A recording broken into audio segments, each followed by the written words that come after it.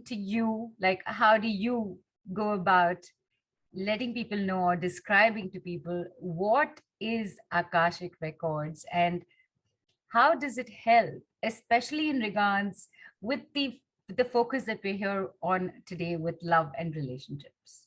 Wonderful. Thank you for asking that, Neelu.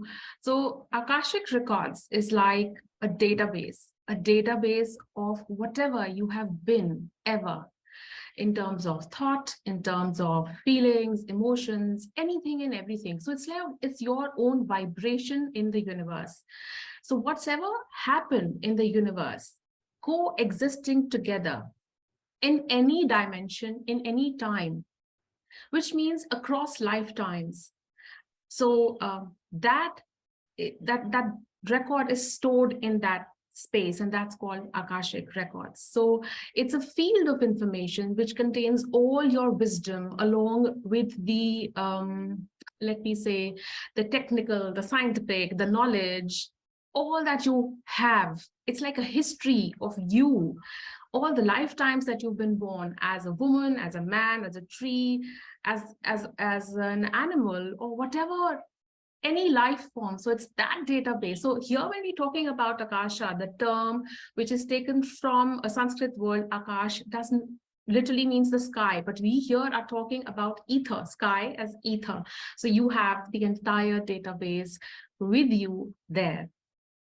So when we tap into that, which is in the fifth dimension, is when we are able to see what we have done and cure that, heal that, and move on, remove the blockages, and come into a space of pure creation. Because that's what you, the infinite you, the true sense of you, you're the higher self. So you align with your purpose, you align with your goals, you heal yourself. And it's like an ongoing journey. You heal one and then you heal the other. And then, so it's a beautiful space to be in. Right. And of course, we would love to hear about instances where things have happened.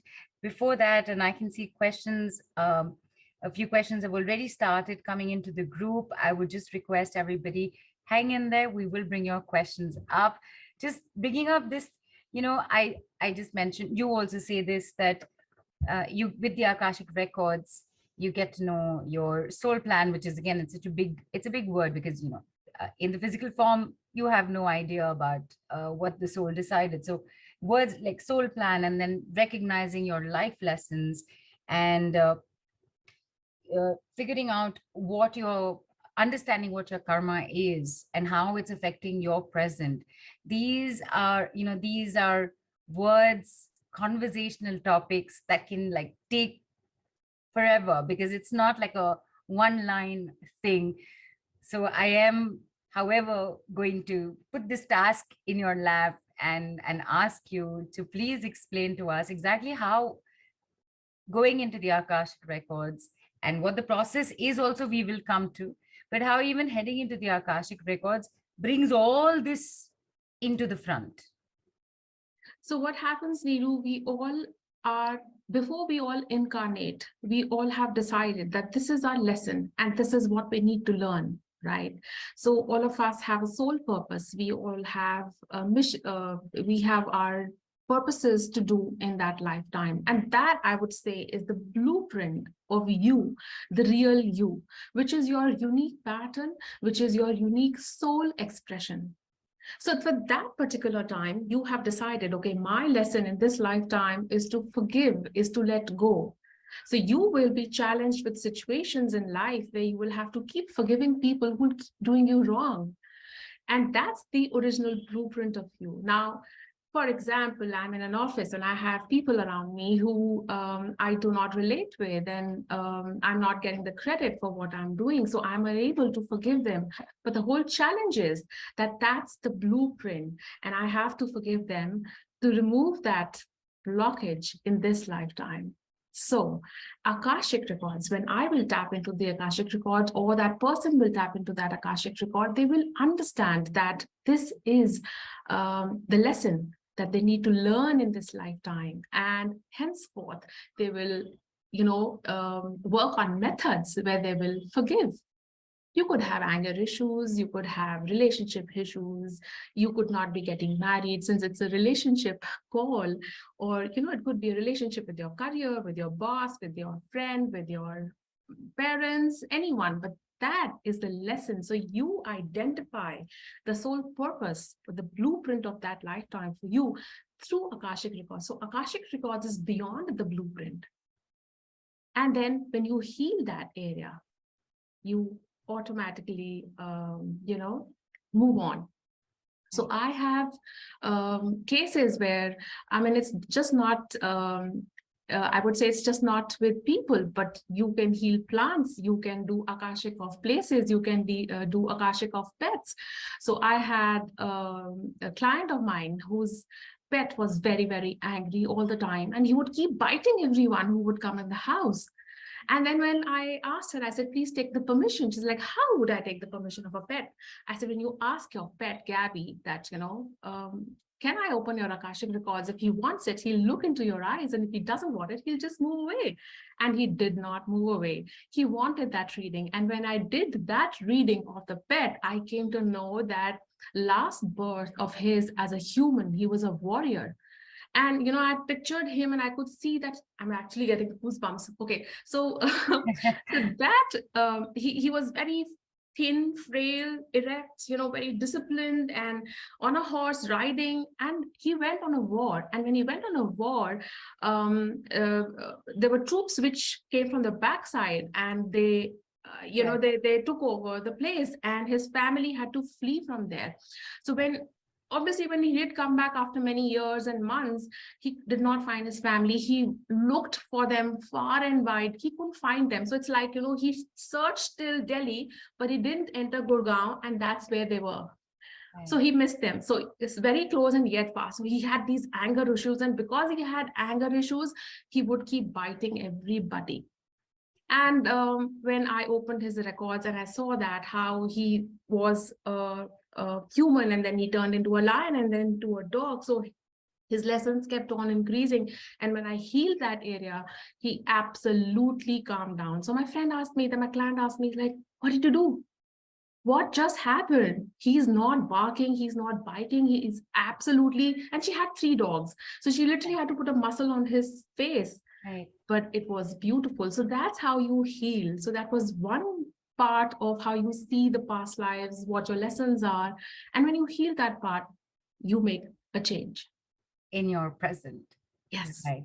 Right. And in fact, people, I am going to bring your questions up because they're fantastic questions. And Kruti's actually brought up a question that I was just going to ask you, because you used the word blueprint. This is the original blueprint of your life. So are Akashic Records blueprints, or is there a difference between the two? So like I said, Akashic Records is beyond the blueprint. The blueprint is what you're meant to be in this lifetime. In this lifetime. In this lifetime. Okay. So what I understand is that you move through a lifetime in your best possible way by learning your lessons. So you're incarnating. So today, if I've incarnated, my lesson, for example, is to, let's say I have to teach people, or I have to, be in the heal people. But if I'm not in that, I will be constantly be moved towards that. So you will feel that thing, something's not right. What am I not doing right? What can I do to make this better? So, and the minute you will align with that path, everything will just fall into place, because then you know that you are now connected with your original blueprint of this lifetime. So Akashic Records go beyond the blueprint. The blueprint is here in this lifetime for you to know this is your true you, and this is what you need to do. Right. In fact, you know what? I'm just going to start asking the questions that people are asking, because it's just like, it's just pouring in. So people, I'm actually going to go backwards for the first time, and I'm starting with Anjali's question. And Anjali's asked, so Akashic Records is the past, it's all our past lives and not the future? So Akashic Records, you must tell Anjali that Akashic Records hold all your lifetimes. So Akashic Records does not have the paradigm of time, okay? So the past, present, and future is all happening together. So it basically says that you have multiple options in your life. You have multiple parallel. I don't want to confuse by saying this, but that's exactly how it works. Parallel universes, parallel lives. Right. So that's what it is. So you have a past, but that's happening somewhere. You have a present that's happening somewhere. That So you're actually healing all of it together.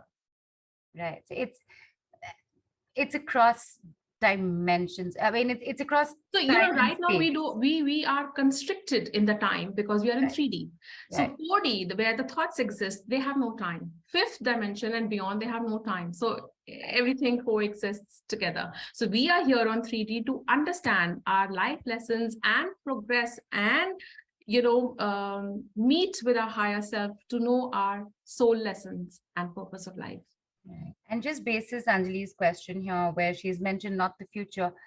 Uh, when you go into, it's not like the future shows up, right? It's only about the now. It's about the It past is that you also need. about the future, I could say, Neelu, because all past, present, future exists, right? So Right. let's say if Anjali is at a crossroads right now, whatever choices she will make today are going to define her future.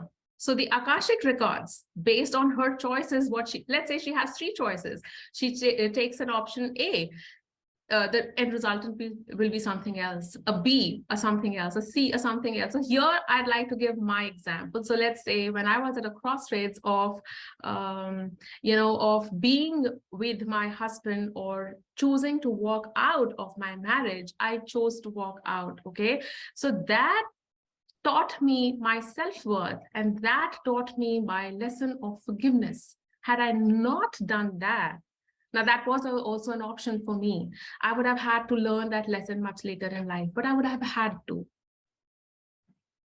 I hope it answers her question.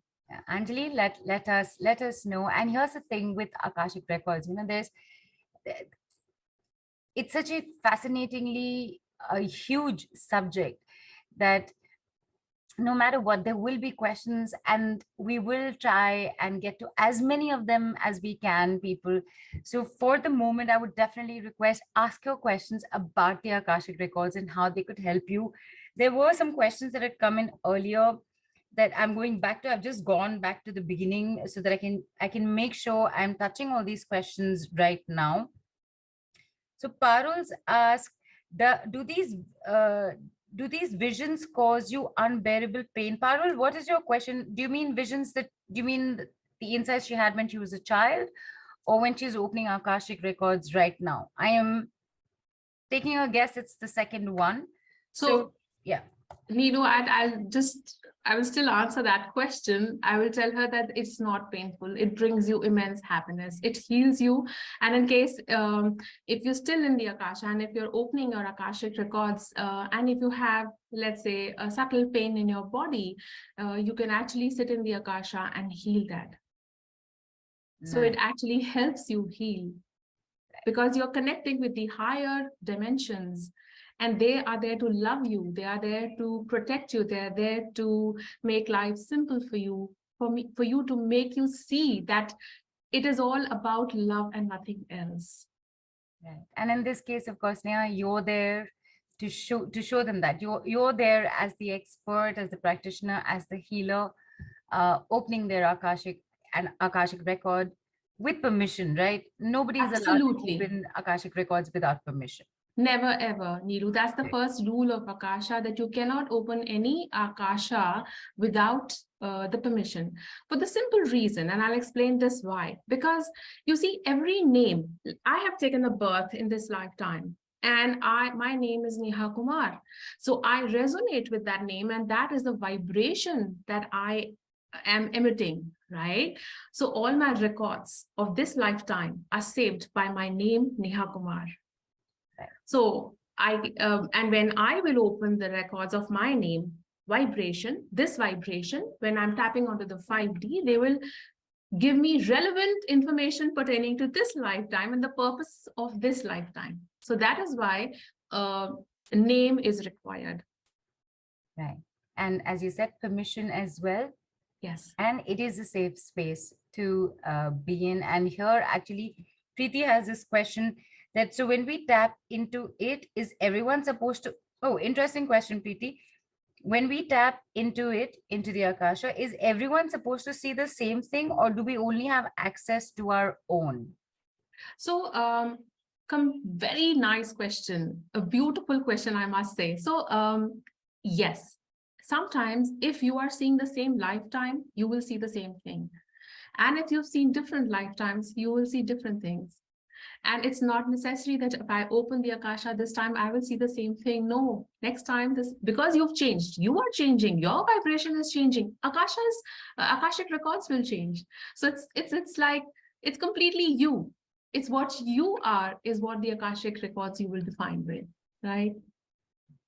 Preeti, just in case you had something else in mind when you wrote this question down, let us know, because I'm also thinking that maybe Preeti is asking that uh, if you, Neha, and I, people, I'm not an Akashic Records practitioner. This is a hypothetical situation, and if, let's say, Komal and Manoj, who I can see right here, we're all Akashic record practitioners, healers.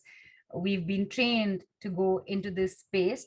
That if all four of us go in to do a reading for, say, Preeti, will all four of us see the same thing? Could Preeti, is and could this what not. you're asking by any chance? So Nilu could and could not, Okay. right? For example, if there are 3 lessons or 4 lessons of a person to learn, or maybe there are 4 takes for that situation for that person will see maybe 2 people will see the same lifetime and the others will not. They will say, oh, you also need to do this. So the person will actually resonate. Yes, this situation in my life calls for 1, 2, 3 things. Let's say it's about a marriage which is on the rocks. Let's say it is about a relationship where the person is giving in all in, but is not able to take the power back. So, then one person could say, okay, you have to forgive the person. You have to forgive yourself. You're being very harsh on yourself. One person might see that.